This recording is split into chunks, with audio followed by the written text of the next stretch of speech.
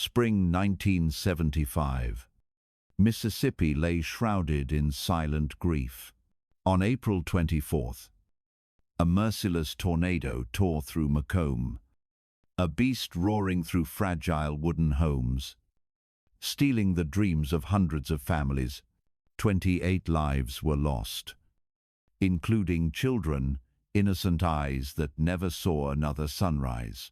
Survivors wandered through rubble, clutching shards of their lives, tears mingling with dust. McComb, once alive with children's laughter and blues melodies, now echoed only with howling winds and quiet despair. In Memphis, not far away, one man listened. Elvis Presley, the king of rock and roll, 38, with a voice that had conquered millions, could not stay still when news of the tragedy reached him.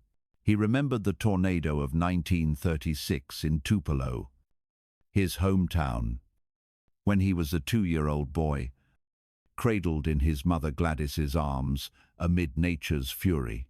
That storm took 11 lives, leaving his family in relentless poverty, with hungry nights and his mother's hidden tears.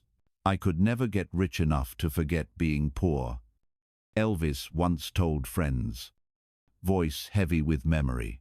McComb's pain was a call from his past, stirring his heart. Elvis acted swiftly. He called his manager, voice firm as a vow. "We're holding a concert, not for fame, not for glory, but for those losing everything." On May 5th, at the Coliseum Arena in Jackson, Mississippi, over 12,000 gathered. The air wasn't the usual frenzy of Elvis's shows, but a heavy silence of broken hearts.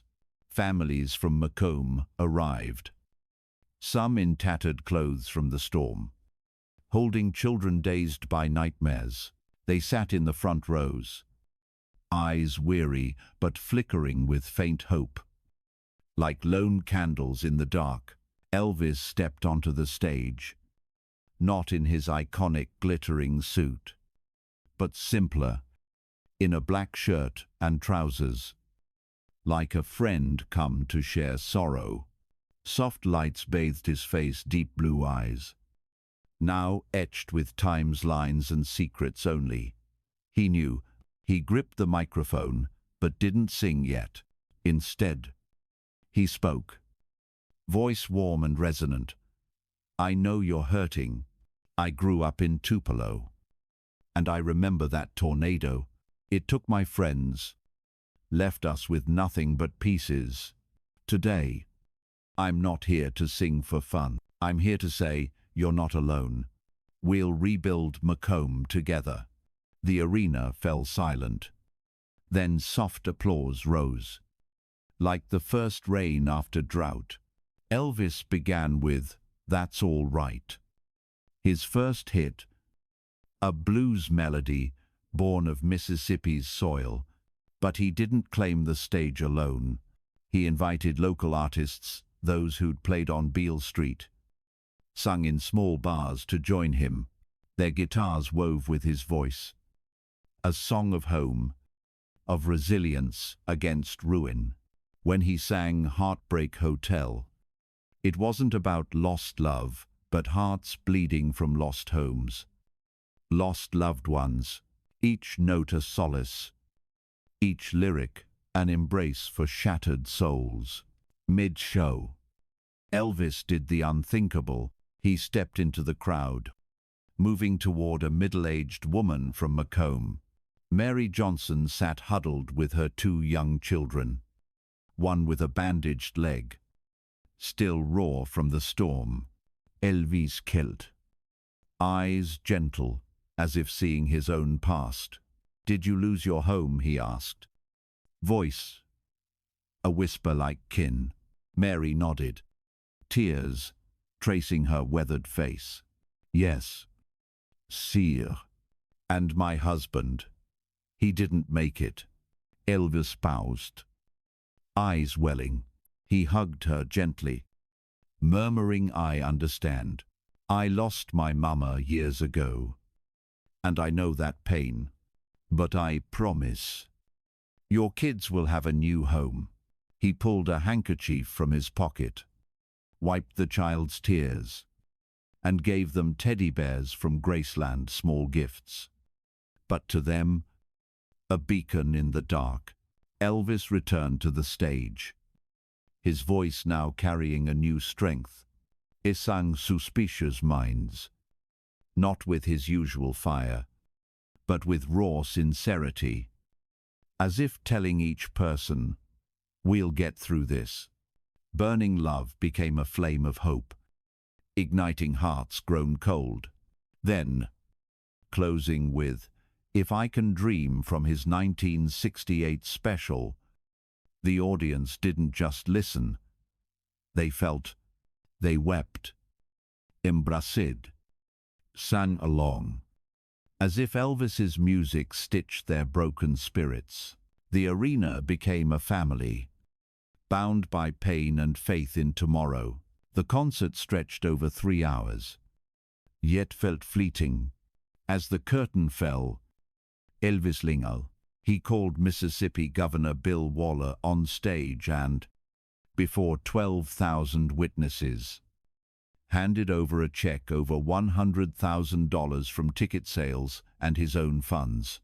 "This isn't just mine," he said, voice breaking, tears glinting under the lights. "It's for McComb, for new homes, warm meals, smiles returning. We'll do this." The crowd rose, applauding not just the show, but the heart of the man before them. The story didn't end in Jackson. Images of Elvis hugging Mary, handing over the check, and singing for broken souls spread across Mississippi, then the nation. Papers called it the concert of the heart. But to Elvis, it was a promise to his mother, Gladys, who taught him love gives without expecting return. After the show, he kept giving trucks of food, clothes, and toys to McComb, tuition for orphans, a small house for Mary Johnson's family, a rebuilt school, all quietly.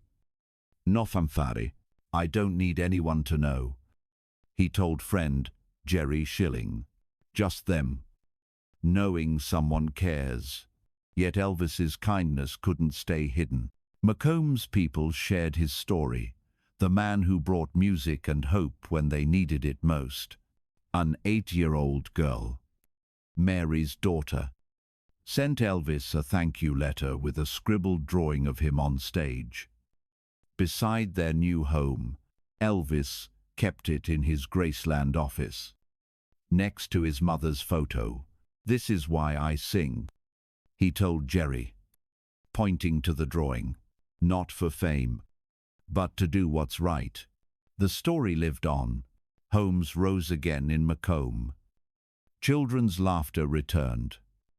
And Elvis's foundation later aided thousands.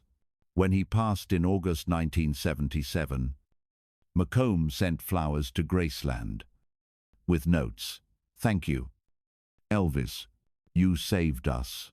One mother wrote, "You didn't just give us money, you gave us faith tomorrow could be better." This story proves kindness can heal a town. Music can light the darkest corners.